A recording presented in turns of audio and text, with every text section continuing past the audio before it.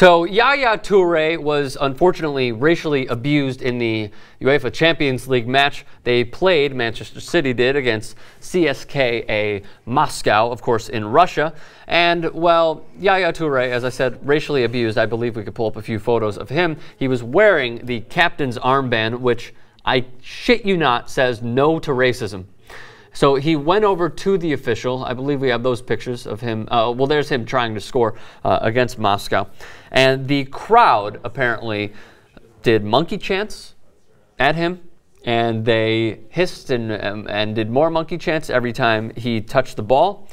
UEFA, by the way, opened a disciplinary proceedings for racist behavior of their fans and for fireworks. Now, the writer who wrote this story of thebigleague.com says you should dock points from the club, which I completely agree. It gives them incentive not to do it, and possibly throw them out of the Champions League and maybe even lifetime bans. So here's my question to you, J.R. Jackson. They host, Russia does, the World Cup in 2018. Mm-hmm. They host the Winter Olympics at Sochi in 2014. A lot of problems in Russia right now. What exactly is the correct way to go about this if there's continued racist behavior over and over again? There has to be one. I mean, when you have, maybe there's violence at, like, say, American sporting events in the stands and with the crowd. You have to find a way, and these venues are huge. I don't know. Huge. Maybe this is a ridiculous idea to come up with. They got to find a way to literally rid all these people out of these venues. So give lifetime bans? Yeah. Remember the little girl that got, like, humiliated on television? She was at one of the soccer games that she did something towards one of the players, and he pointed her out. Yes, and I she saw got that. I think it was rugby. It was a rugby? Yes. Got completely humiliated, and when they talked to her later, she was talking about how her parents said she wasn't raised this way, but her parents and her grandparents were sitting right next to her. So apparently she was raised that way, or they allow her to act this way that she got from somewhere in school. Right. But I think it's hard to, and you said you agreed with those points about deducting points and maybe kicking. It's hard to do that. It is very hard to do. I think this gets so important to people. Yes. I mean, maybe this is a weird stretch, but maybe it'll take years to organize. But you may get people that are like, they deduct points. Let's get a coalition of groups together and start doing these chants and act like we're the fans of this team. I know.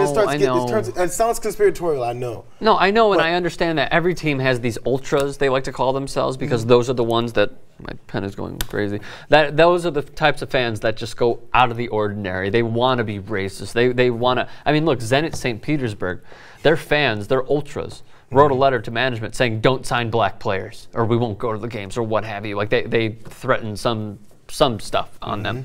Now obviously Zenit has signed some black players. The fans still go, and unfortunately their own fans do monkey chants at their own players, which is totally unfortunate. And I understand it's hard to police, but you know what?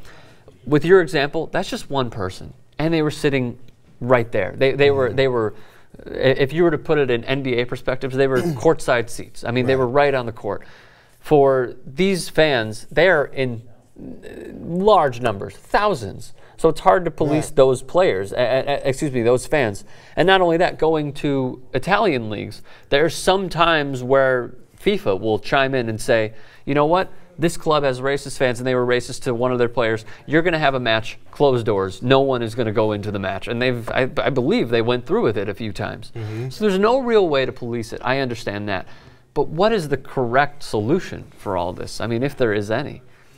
Well, it sounds like a societal problem, really. I mean, we have it still here, of course. I hate when people say that we're beyond and above racism. No, we are not. When we are not at all. But the thing is, you won't see it as much at our events. There's always a racist, tons of racists at our events, but it never permeates and it starts building enough of a group of people, thousands, that you actually hear it. Something is acceptable in the society that hasn't changed yet, where there's not enough people, other citizens shunning, going, can you believe this guy? And then they feel like they're getting bullied for being that bully, or being that racist asshole. And I don't know how that changes.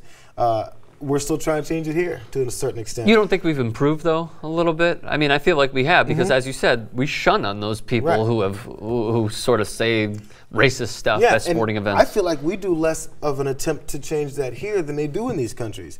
I mean, like you said, they have the armbands say no to racism in all these events.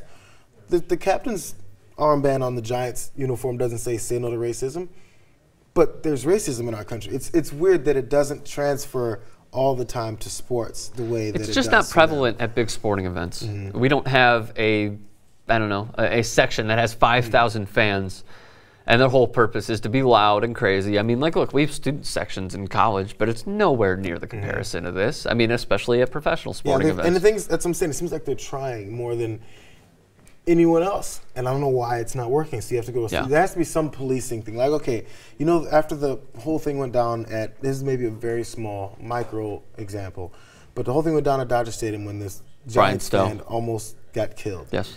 And man, I've been to multiple Dodger games since then, several, and I mean, you think twice about even walking the wrong way. Police are everywhere. They're everywhere. It's good. I mean, and the stadium isn't as large as these stadiums. I get that. So maybe it's easier to do it. But the parking lot is huge. The surrounding area is huge. There are cops everywhere. There's guys, a friend of mine said he saw a cop in the car changing out of his uniform and into Dodger gear to go and walk through the stands and act like he's a fan. I mean, they're doing all these things. They're getting it. And I'm telling you, these same types of fans are like, yeah, if I want to beat up an opposing fan, I think I should not do it anywhere near this venue. So you think twice because they're getting them, you know? Yeah. To the point where I was going to one of the games and I was like, man, if a criminal wants to knock off a bank right now, the entire LA police force is at this stadium right now. They're all contained. I just don't know how they would institute that in European footy. I mean, it would be impossible. Yeah, it seems like it's literally a different world, you know. So you know, like a baseball stadium will seat 40,000. I mean, Dodger Stadium is one of the biggest, so maybe they seat somewhere in the 50s. Maybe they border on 60 at the most. These soccer stadiums fill up to 70, 80. Sometimes, I mean, like they're huge. They're huge. So I mean, I feel bad for Yaya Toure. I feel bad for a lot of the players. Oguchi Onyewu comes to mind. There are many others who have had to deal with this sort of racism. And maybe the answer is like, you know, there's a lot of racism with basketball. Look at the kinds of rosters these are now. People started ignoring these calls to not sign certain players. Sure. If you just fill your team up with anybody you want to, maybe sometimes purposely, as long as it's not a detriment to your team as far as skill, fill you up, put a lot of these guys on your team where it's become a norm. Yeah. And you're like, I guess we can't complain about this anymore. It's kind of over. Last point on this. I'm just a little worried about the Winter Olympics in Sochi. I'm worried about the World Cup. I mean, they are displaying evidence of themselves at one of their games. Their local teams in Moscow. I'm a little worried, but I hope it turns for the better. The Olympics were having issues with the gay rights stuff. So they're having a ton of problems.